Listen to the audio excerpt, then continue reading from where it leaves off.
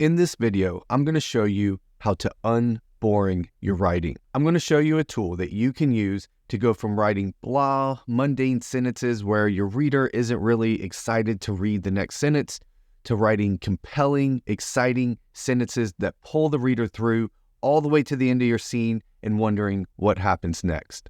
So first, let's look at the cause of this mundane blah writing. And this comes from years and years of doing this work at StoryGrid and looking at thousands and thousands and thousands of sentences and seeing where writers are tripping up. And the main place that most writers are tripping up is not having a clear opinion about what is happening in the story. Too many times writers get stuck in this trap of trying to tell their story from kind of a godlike, impassive kind of view where they don't really have an opinion. I think this comes from just the fear of having an opinion, the fear of feeling like you're going to push too much, putting too much description or something like that. But what we get out of it is almost just reading almost like a report of what's going on instead of an actual story. You have to be telling your story for a reason. Stories are about change, and you, the author, the writer, get to talk about the kind of change that you think should be happening in the world, and in particular, in your story. You want your reader to change by the end of your story. You want them to confront love in a new way. You want them to confront wrongs in the world in a new way. You want them to think differently about themselves, the people that they love, engage with their family in a different way. There has to be a reason you're writing this story. There has to be a reason that you want your reader to read the story, and you want them to change. So if you want them to change, that means you have an opinion, and you have an opinion about how your story is going to go down and how we're going to get to the end. And we need to make sure that your opinion about what's happening in the story shows up in every single sentence. My name is Tim Grahl. I'm the CEO of StoryGrid, where we help writers build the skills, write a book, and leave their legacy. Everything I teach in this and all of our videos is based on the experience and research of our founder, Sean Coyne, an editor and writer with over 30 years of experience. Now, before we go any further, I want you to grab a pen and a piece of paper, because in just a minute, I'm going to run you through an exercise that'll help you put this into practice for yourself. But before we get to that, I just want to show you some examples of what I mean when I say that a writer should have an opinion about what's happening in their story in every single line. So let's look at this sentence. Very simple sentence, 4 words. He was thinking negatively. The problem with this sentence is I don't know anything about what the author thinks about what's happening,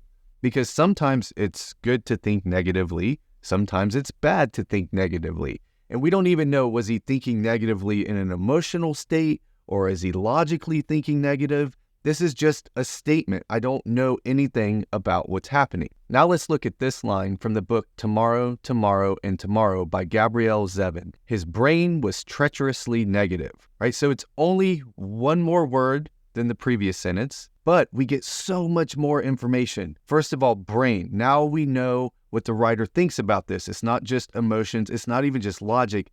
It almost has this biological component to it, right? His brain was treacherously negative, right? Not just his thinking, not just the way he was processing, something about the way his brain was built. And then we get that extra adverb in there, treacherously.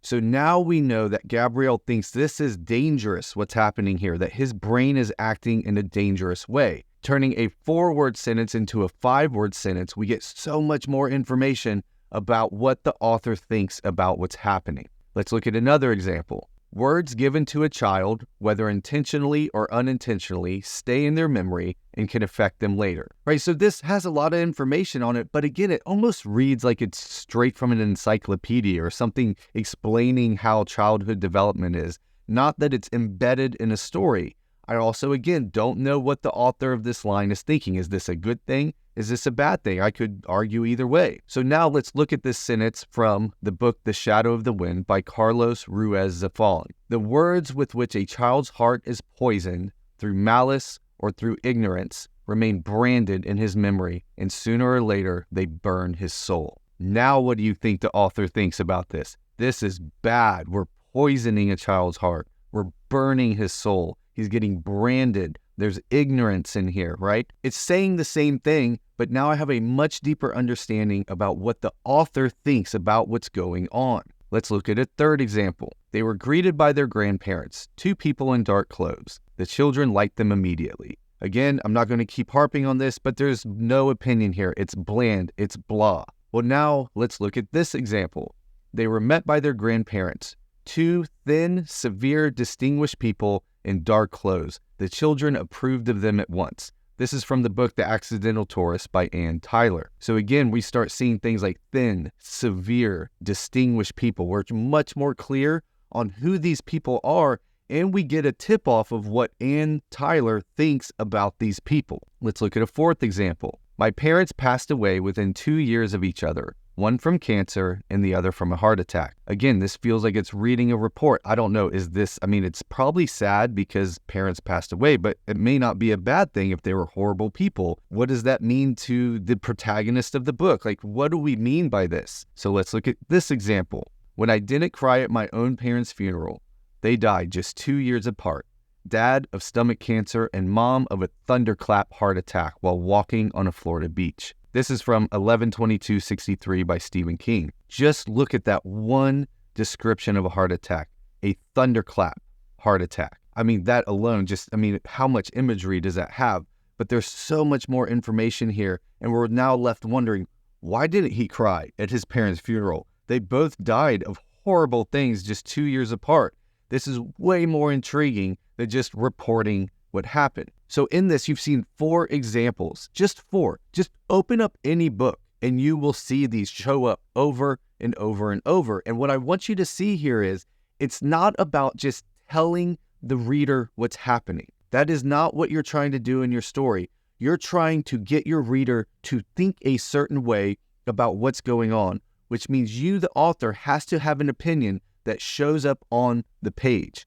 I need to know what you, the author, think about what's happening, because that's what's going to tell me, the reader, what to think about what's happening. If you want to make sure that your sentences are exciting and readable and compelling and pacing to bring your reader through, you've got to focus on 3 different parts of your sentences. The first is verbs, the second is descriptors like adverbs and adjectives, and then third, your nouns. Let's look at some examples. So let's start by looking at a verb. The first verb we're going to look at is walked. He walked down the street. Well, again, I don't know anything. What does that mean, he walked down the street? What do I, as the author, think about how he's walking down the street? So instead, what if we say he strolled down the street, which means he's going at a leisurely, relaxed pace. He marched down the street, so he's going with purpose, with discipline. He sauntered down the street, so there's a casualness to it, maybe even a bit of arrogance. He strutted down the street, so now he's showing confidence, perhaps even a little bit showy. He prowled down the street, so maybe he's going in stealth, maybe there's danger. We start thinking maybe this is at night, maybe he's going to rob a place. He limped down the street, so now we're seeing injury. He's having difficulty walking. He scampered down the street, so now we're thinking, okay, quick, light steps. So think about just changing that one verb, and we can say so many different things, where when we say just walk, I don't know anything about how that person is moving. So let's look at a second verb, kill. He killed the man. 4 words, very simple. But what could we do to that very simple sentence, he killed the man, if we just change the verb? He assassinated the man. So this implies a premeditation. Maybe it's politically motivated. Maybe it was done by a professional.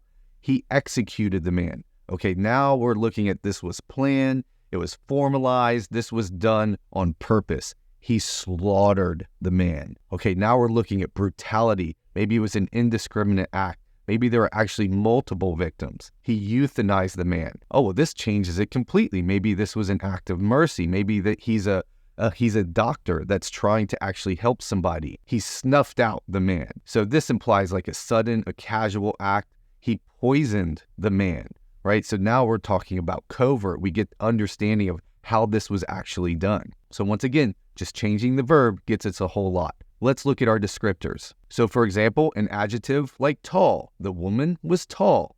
Well, what do we know? Okay, she's tall, but is she tall in comparison to the other people around her? Is she abnormally tall? We don't know anything. So what if we started changing that one adjective? The woman was tall. Instead, we said the woman was towering. Okay, well, now we are thinking they're imposing, they're overwhelming. The woman was lanky. So now we start thinking maybe she's awkward. Maybe her limbs are a little longer than normal. Maybe there's not a lot of grace in the way she moves. The woman was lofty. So maybe she's tall, but there's also this idea of a positive connotation. Maybe she's up in the clouds. The woman was gangly, right? So now we're back to awkwardness, but maybe even a youthful or inexperienced manner, right? So again, taking that one adjective and changing it and putting some opinion on it, putting some better description on it allows us to get a lot more out of that one word in our sentence. We can look at an adverb like quickly, and we can start looking at hastily, right? So now it's lack of care or thought. Swiftly, there's an efficiency, a smoothness. Abruptly, right? Sudden or unexpected speed.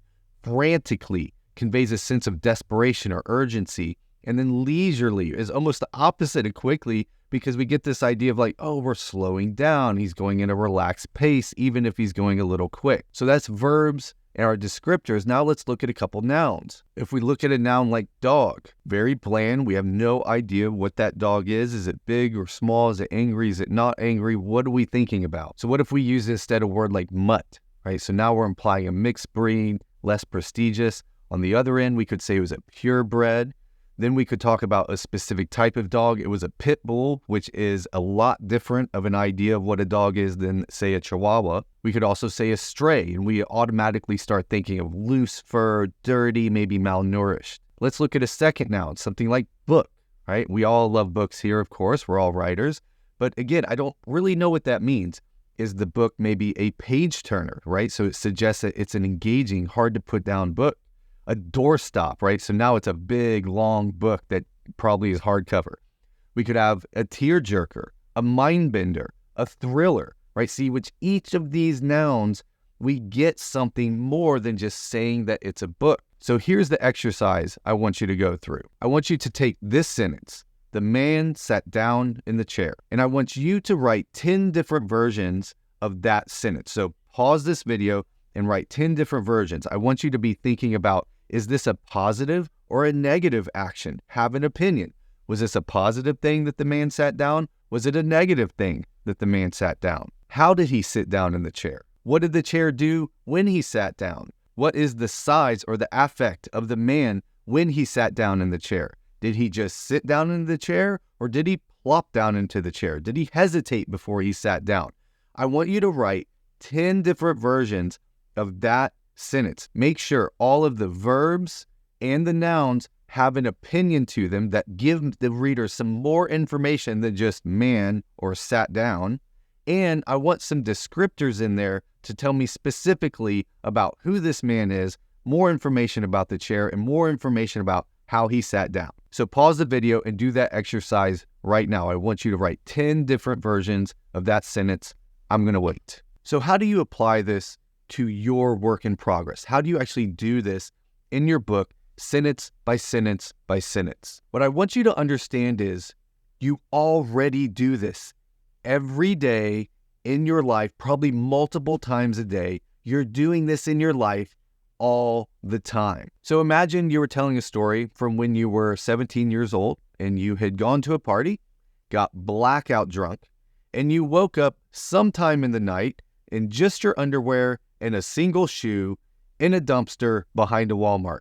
All right? So you have that idea of that story in your head. You're going to tell that story. Now, who are you telling the story to? Are you telling it to your 17-year-old son or daughter to try to get them to not have that happen to them, right? You're going to use different language. You're going to tell it a certain way. There's going to be a different moral to the story. Now imagine you're telling that same story to some buddies at a bar, right? So you're at a bar with some friends, and you're telling them the story, and your goal is to just have them laughing and have them think you're kind of cool. You're going to leave some parts of the story out, put some other parts in, amplify some, pull some other things down. You're going to use different language. Maybe you'll throw in some colorful 4-letter words in there. And now you're going to tell that same story, not to your 17-year-old son or daughter, not to your friends at the bar, but to your priest or your pastor. And you're trying to tell them the story where they don't think you're a horrible person, and maybe they'll actually absolve you of all those sins you committed when you were 17 years old. So think about just